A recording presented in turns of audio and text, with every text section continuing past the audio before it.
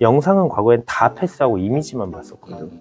그렇게 했을 때 1시간 동안 하면은 그래서 한 2,000개 정도 평균적으로 보고 이제 처리를 했었는데, 이제 AI 레이를 도입을 했잖아.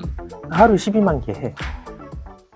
형, 오늘은 어떤 이야기를 해줄 거예요? 지난번 영상에서 예고했었던 이 브랜드 세이프티 관련된 이야기를 좀 하고 싶은데, 작년에 이 관련된 내용으로 구글 행사에서 3번 발표를 했었어. 그만큼 중요한 주제인 거지. 이 이야기를 좀 거슬러 가면은 2024년 4분기 한 10월 정도부터 우리는 애드매니저란 툴을 쓰니까 그 애드매니저 내에서 우리를 통해서 수익화하는 고객사들의 노출되는 광고 소재에 대한 신고가 되게 많았어. 그때 그 직전부터인가 신고가 되게 많이 있었어. 그래서 이거를 좀 차단을 해야 되겠다라고 해서 매일 아침 출근해서 1시간씩 소재 검수를 내가 노가다로 했었지. 근데 하다가 너무 힘들었어. 사람이 할 일이 아닌 것 같은 거야. 너무 많기도 하고.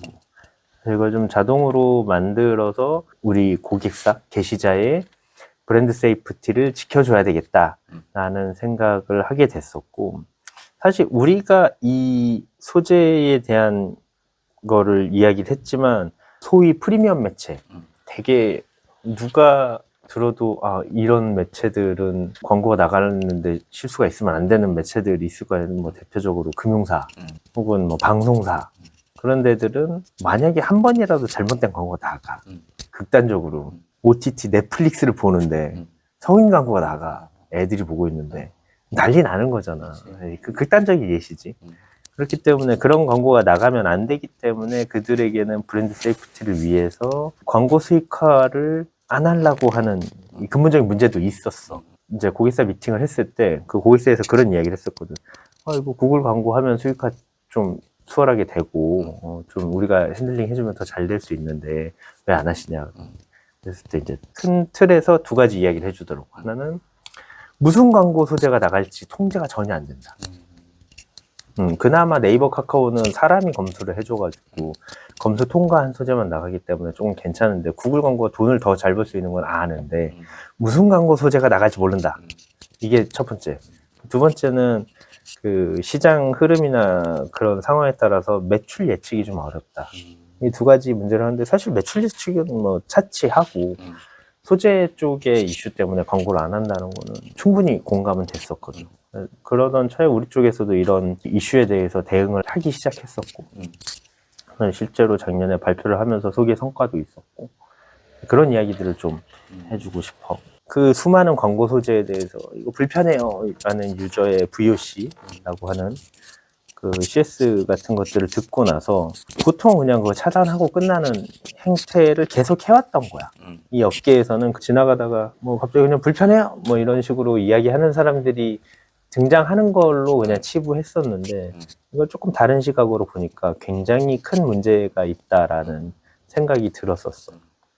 그 문제의 원인 중에는 예를 들어서 구글 시스템에서 노출되는 광고를 차단하는 방법론은 크게 3가지를 제공을 해.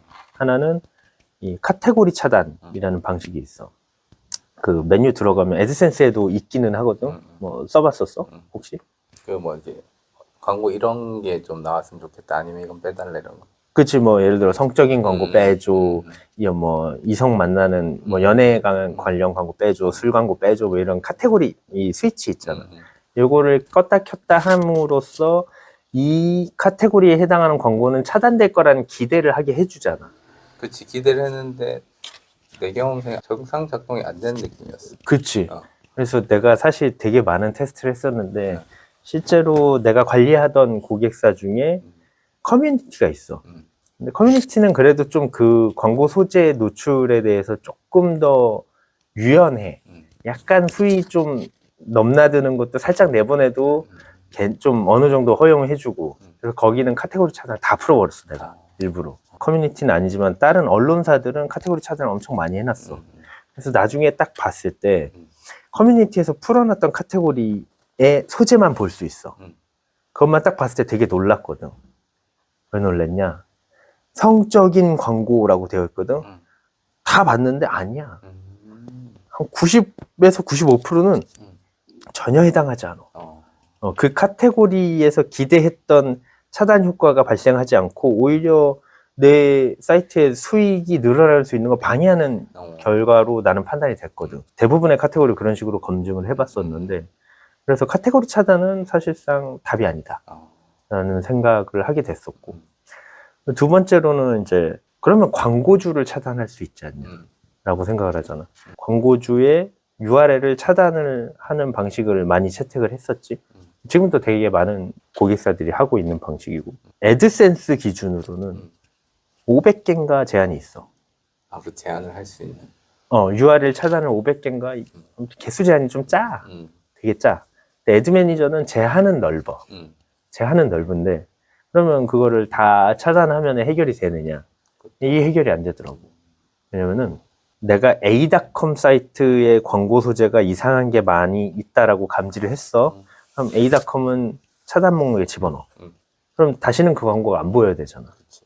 하지만 얘네는 도메인을 새로 사. B.com이 나와.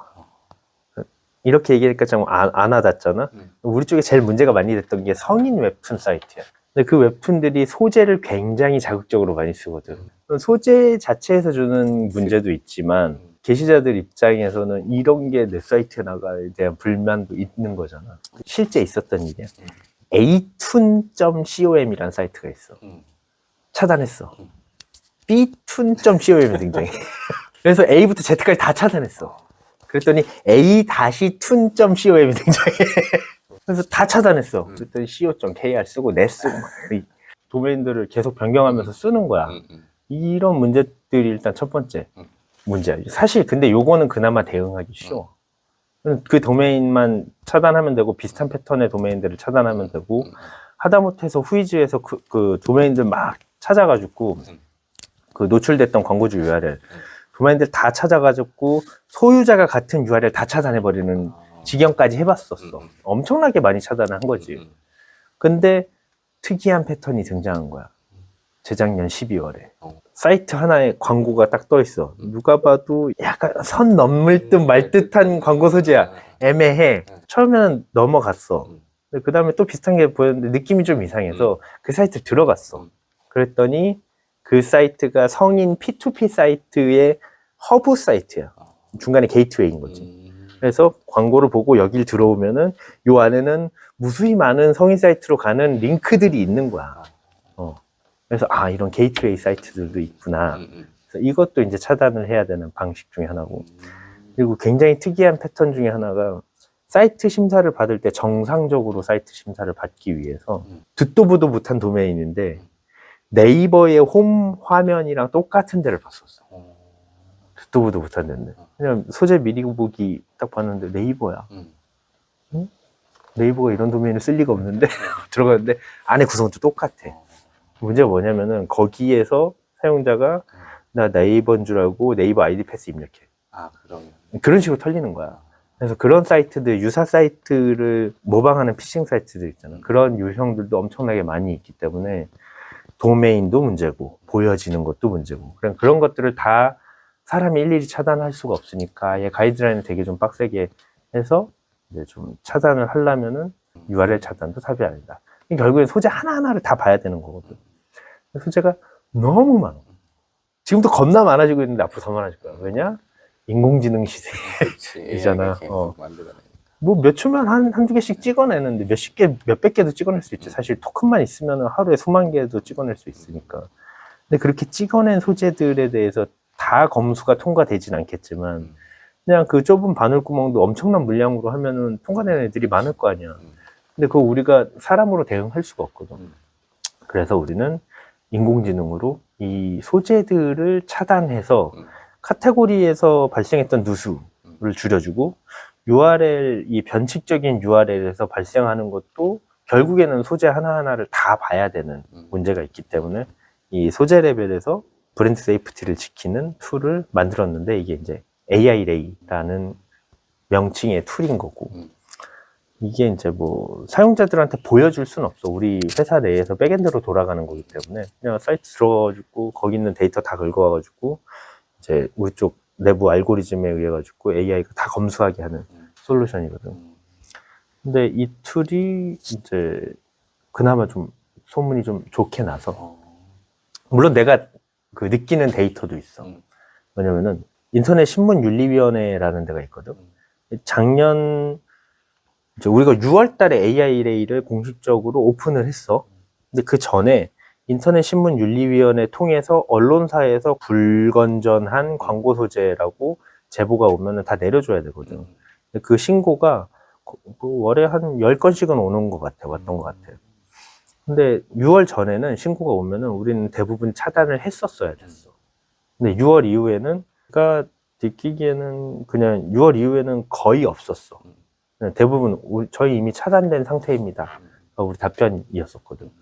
그러니까 우리가 지금 이 소재 레벨에서 이 브랜드 세이프티를 지키기 위해서 하는 거는 옳은 방향이라고 생각을 하고, 실제로 URL 차단이 답이 아니라는 거는 그 많은 게시자들이 알 것 같아. 카테고리는 더더욱 답이 아니라고. 그래서 지금은 우리가 한 400개 좀 넘지, 거의 500개 정도 되는 우리 쪽 서비스를 이용하는 고객사들은 이 혜택을 다 받고 있고, 작년 11월에 티맵에서 연락이 와가지고 AI 레이 쓸 수 있냐? 그래가지고 당연히 쓰실 수 있죠. 그래서 사실 올해 2월 달에 계약해가지고 지금 티맵도 AI 레이 잘 쓰고 있고, 우리가 이제 그 뭐 카카오 버스 지하철 앱이나 비시카드, 뭐 하나카드, 또 뭐였지? 카카오페이 뭐 등등 되게 많은 금융 앱들이랑도 이 서비스를 하고 있는데, 최근에 금융 앱들이 그런 소재 때문에 내부적으로 이슈가 많이 있었는데, 우리 서비스에 대해서 듣고 나서 이런 식으로 진행을 하면은 리스크를 많이 줄일 수 있다라는 것도 좀 인지를 하고 있어서, 확실히 이 게시자의 브랜드 세이프티를 지키는데 많은 도움을 주고 있는 거로 일단 나는 판단을 하고 있고, 이런 서비스들을 계속 만드는 이유가, 아까 이제 도입부에서 이야기했었지만 그 프리미엄 매체들이 애드 네트워크를 도입하지 않는 여러 가지 이유들에 대해서 우리가 이제 좀 더 근본적으로 이걸 차단 혹은 해칭할 수 있는 방법을 제공을 해야 좀 더 많은 매체들이 도입을 할 수 있을 거고, 이제 그 중심에 우리가 있으면은 이런 환경을 훨씬 더 좋게 만들어주면서 수익화를 좀 더 쉽게 해줄 수 있지 않을까 하는 생각인 거고, 작년에 이거 발표했을 때 질문이 나왔던 것 중에서 그러면은 AI가 하루에 얼마나 처리해요? 라는 질문을 했었거든. 그래서 우리가 이거를 실제로 의견을 내부에서 이제 데이터를 봤었는데, AI 레이 도입하기 전에 내가 하루에 1시간씩 검수했다 그랬잖아. 영상은 과거엔 다 패스하고 이미지만 봤었거든. 그렇게 했을 때 1시간 동안 하면은, 많이 하면은 한 진짜 5,000개까지도 보긴 하는데, 그러면 하루 종일 일을 못해. 눈이 너무 피곤해서. 그래서 한 2,000개 정도 평균적으로 보고 이제 처리를 했었는데, 이제 AI 레이를 도입을 했잖아. 하루 12만 개 해. 계속 보니까. 계속 보지, 얘는. 근데 얘는 눈이 필요할 일이 없잖아. 더 큰만 주면 되거든. 그래서 엄청나게 많은 이 처리량의 차이가 있는 거고, 지금은 그 속도도 훨씬, 지금 작년에 발표했던 것보다 지금 한 70% 정도 속도 개선돼서 지금 거의 20만 개 할 거야, 하루에. 참고로 우리 쪽 고객사 계정은 남은 소재가 별로 없어. 이미 과거에 상당 부분 차단을 해놔가지고 앞으로 새로 들어오는 애들만 이제 추가로 차단하는 방식으로 가고 있고, 물론 이게 이제 얼마 없다라고 해도 AI 레이 기준으로 얼마 없는 거지. 사람이 하려 그러면 결국 한 일주일 지나면 또 엄청 쌓이거든. 아무튼 뭐 엄청나게 우리가 처리 속도를 개선했다라는 거. CS 수에 대해서 아까 얘기했다시피 그 윤리위원회에서 오는 게 과거에 적으면 5개, 많으면 10개 정도 CS가 왔었는데, 지금은 와도 우리가 처리할 건 없어. 사실상 거의 대부분 차단되어 있기 때문에 뭐 퍼센트로 따지면 그래도 한 95%는 우리 쪽에서는 문제 없다. 그 정도의 내부적인 데이터는 가지고 있고, 지금 벌써 1년이 다 돼가네. 오늘 6월 20일인데 내 기억에 6월 이때쯤 오픈했던 것 같은데, 거의 딱 1년 된 것 같은데, 1년 동안 쌓인 데이터도 엄청나게 많아. 거의 몇 천만 건, 몇억 건 될 것 같은데, 차단된 소재들. 그 데이터들을 잘 분석해서 아까 얘기했던 2단계에서 이제 소재 검수를 통한 성과 향상, 그런 것들도 이제 충분히 준비하고 있는 상황이라서 음. 앞으로도 단지 소재 검수라고 음. 보기보다는 음. 조금 더 매출에도 도움이 되는 소재 검수. 음. 그러니까 유저들의 그 피해를 원천적으로 차단하는 그런 소재 검수로 만들어 나가는 게 목표인 거지. 계약을 한 업체들만 쓸 수 있는 거니까. 그치, 우리 쪽이랑 계약하면 쓸 수는 있지. 근데 보통 그 개인 블로거들 같은 경우는 트래픽이 그렇게 많지는 않은 편이니까, 물론 뭐 블로그도 채널에 따라서 뭐 몇천 몇만 회씩 나오는 데도 있기는 하지만 뭐 그런 데들이 우리 거를 쓰기에는 워드프레스면 상관없는데 티스토리는 그걸 바꾸는 게 좀 어려워. 일반인이면 그런 거 우리나라는 대부분 티스토리로 블로그를 많이 하시거나 아니면은 네이버 블로그는 애초에 우리 쪽은 쓸 수가 없으니까 그쪽은 제외했다고 쳤을 때 국내 블로거 시장은 사실 해당 안 하는 게 맞는 거고, 워드프레스 기반으로 하시는 분들은 그래도 우리가 도움을 드릴 수 있는 거고, 혹은 워드프레스 기반으로 운영을 하시는 분들이 여기까지 간다는 거는 엄청난 트래픽이 나오는 분들일 거야. 그렇죠. 대부분은 브랜드 세이프티라는 그 관점에서 봤을 때 브랜드가 없는 수준이 아직은. 이거 뭐 비하하는 게 아니라 사실 브랜드라는 게 어떤 그 키워드가 떠올랐을 때 여기라는 게 사실 브랜딩의 그 어느 정도 구축이 되어 있는 상태라고 봐야 되는 건데, 사실 그 정도까지 가지 않은 상태에서는 브랜드 세이프티까지 고민을 하시는 분들은 거의 없다라고 일단 보여지고, 물론 뭐 거의 없다라기보다 생각을 하고 있는데 우선순위가 좀 낮을 수 있겠죠. 그래서 지금 그분들은 우리 대상은 아닌데 뭐 도입을 희망하신다면은 당연히 우리 쪽 통해 가지고 운영하실 수 있으니까. 일단 그 오늘 이야기한 거는 사실 우리 쪽이랑 뭔가 계약 관계가 없으면 이용할 수 없는 부분에 대한 이야기를 했잖아. 그렇죠. 그냥 이런 정보가 있다는 것만 알수 있어요. 난 뭐 능력이 되시는 분 직접 만드실 수는 있어. 근데 그거는 사실 기대하기는 어렵고, 다음에는 좀 정책센터 쪽이랑 그리고 보이지 않는 그 수익 하락에 대해서 조금 더 노하우에 대한 썰을 좀 풀어보는 시간을 좀 가져보면 어떨까. 알겠습니다. 너무 수고하셨습니다. 수고하셨습니다.